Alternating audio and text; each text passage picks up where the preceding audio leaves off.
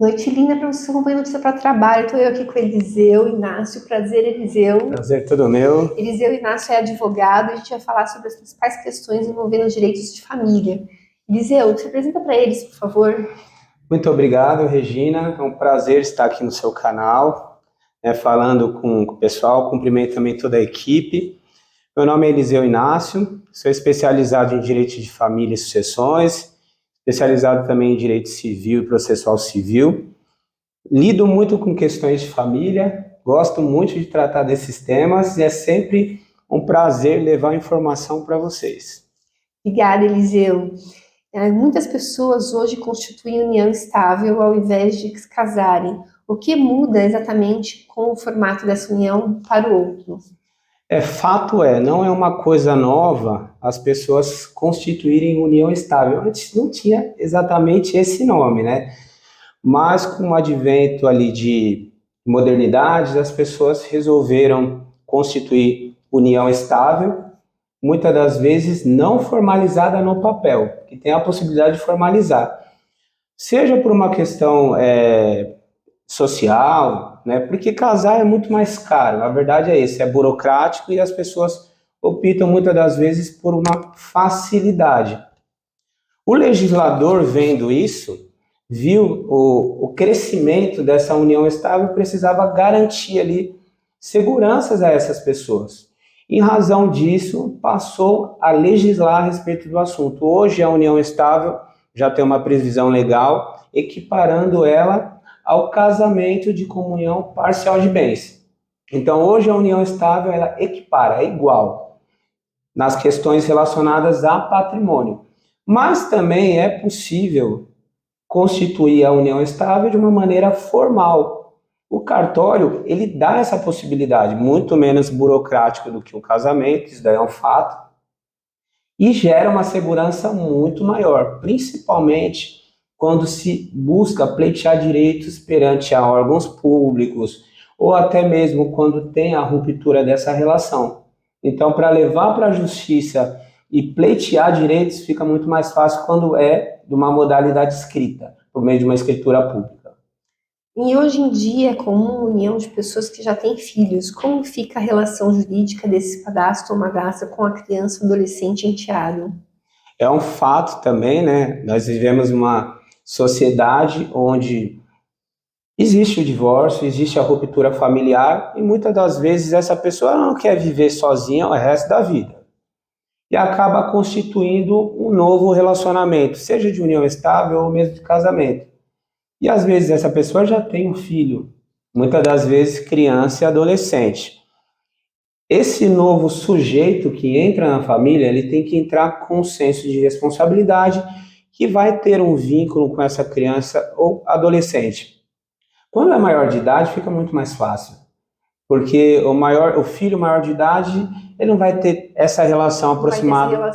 com o padrasto, com a madrasta, mas quando é criança, principalmente quando o pai é ausente, ou a mãe é ausente, nesse caso pode acontecer também. Então fica muito mais evidente essa participação desse padrasto ou madrasta na vida dessa criança. E muitas das vezes, essa criança ou adolescente chama o padrasto ou a madrasta de pai ou mãe. E aí começa a complicar. Quando tem uma relação recíproca, acaba gerando direitos e obrigações para esse padrasto, para essa madrasta, até mesmo de educar. Só que na hora se houver uma ruptura familiar futura, vai gerar direitos e obrigações também. Esse padrasto ou madrasta, muitas das vezes, tem um carinho de pai e de mãe para essa criança adolescente. E no fim do relacionamento, quer manter essa relação. E como que fica o direito de visitação? A justiça, ela traz essa possibilidade. O padrasto ou madrasta pode pleitear regulamentação de visitas, inclusive até questões de guarda. Isso daí, a nossa legislação, a nossa justiça, ela entende que é possível também, muito embora seja uma questão bem longe, né? Porém, direitos também, frente ao menor, são gerados, e assim como obrigações, uma delas, pagar a pensão alimentícia. Muitas das vezes um tabu, né, que muitas pessoas enfrentam quando se trata de padrasto, madrasta, para aquele enteado, que até então é enteado. Só que a partir do momento de uma relação tão aproximada, deixa de ser enteado e passa a ser filho, o que nós chamamos de filho socioafetivo. Fala um pouco dessas ações guarda de guarda, porque as mulheres nessa separação acabam por ficando com a responsabilidade maior do filho. Um fato é questão biológica, social, enfim, de diversas situações. A mulher, ela tem uma capacidade maior para gerir a criação. Então, muitas das vezes na ruptura familiar, principalmente quando trata-se de criança pequena, a mãe acaba ficando com esse encargo. É um encargo natural, muito embora tenha exceções. Então, numa discussão de guarda, pode-se discutir a guarda unilateral, onde somente quem deter a guarda vai gerenciar todas as necessidades do filho. E a nossa legislação hoje permite a guarda compartilhada.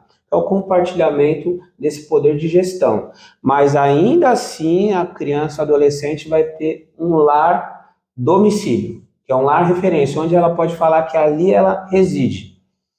Na grande maioria das vezes, lar materno. Quando se trata de criança de tenra idade, bebês, coisas nesse sentido, é indiscutível que a mãe ela tem muito mais condições do que o pai. Principalmente se o bebê ele amamenta ainda. E quando se trata também de criança ou adolescente feminina, né, menina, adolescente, a mãe ela tem muito mais condições de atender às necessidades femininas dessa criança, dessa adolescente. Situações que o pai dificilmente conseguiria. Então nós temos uma direção onde a mulher ela tem sim uma vantagem, inclusive processual, de pleitear que essa criança adolescente resida com ela. Mas tem exceções, tem muitas exceções. Na grande maioria das vezes, quando essa mãe de alguma forma está colocando a filha numa situação de vulnerabilidade, de risco à saúde, à integridade física, à vida. Então é uma exceção, né? Falando um pouco de obrigação de pagar pensão, sempre a mulher fica com os encargos maior, porque não existe uma regra onde a dívida por igual à obrigação.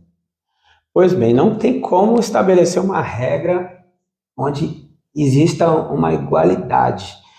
Mesmo no casamento ou na união estável, muitas das vezes ambos trabalham, mas alguém ali acaba destinando um valor maior para a criação ou para a manutenção da casa. O que acontece? Para a fixação da pensão alimentícia, o juiz normalmente ele leva 2 critérios, o ideal seria 3.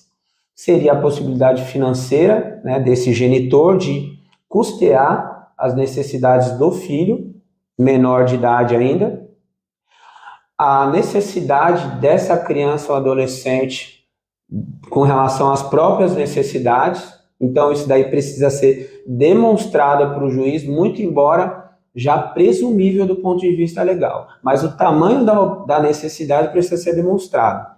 Esse terceiro ponto, que eu falo que também deve ser analisado, é a proporcionalidade que a genitora também vai custear, porque muitas das vezes essa genitora, ela trabalha. Em situações que ela não trabalha, não tem como ela custear. Mas situações onde ela trabalha, ela também tem o dever.